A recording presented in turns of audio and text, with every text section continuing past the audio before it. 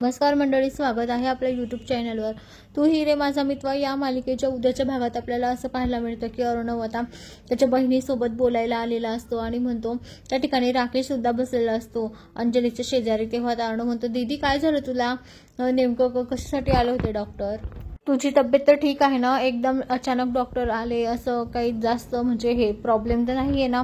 तेव्हा अंजली म्हणते, नाही रे बाळा, नाही प्रॉब्लेम. लगेच आता अंजली म्हणते, हे बघ चिंटू, तू काळजी करू नको बरं का, एक आनंदाची बातमी आहे तुझ्यासाठी.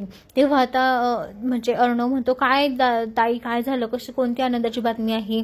तेव्हा आता अंजली म्हणते, डॉक्टरांनी सांगितलं की तू मामा होणार आहे, तुला समजतंय का, ही गुड न्यूज आहे आपल्या घरामध्ये. तेव्हा ती इतकी हसते गालातल्या गालात, तिला खूप हसू येत असतं ती गुड न्यूज सांगत असताना.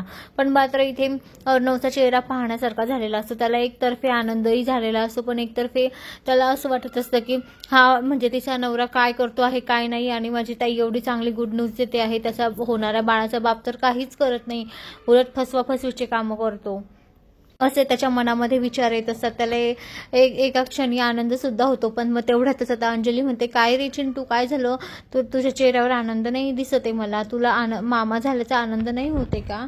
तेव्हा आता अर्णव म्हणतो, नाही ग ताई तसं काही नाहीये, मला एका गोष्टीचं खूप टेन्शन आलेलं आहे. मुद्दाम तो राकेशकडे बघत आता रागामध्ये म्हणत असतो की मला एका गोष्टीचं टेन्शन आहे, बाकी काही नाही. तर राकेश लगेच त्याच्याकडे बघत म्हणतो की याला काय टेन्शन असेल नेमकं?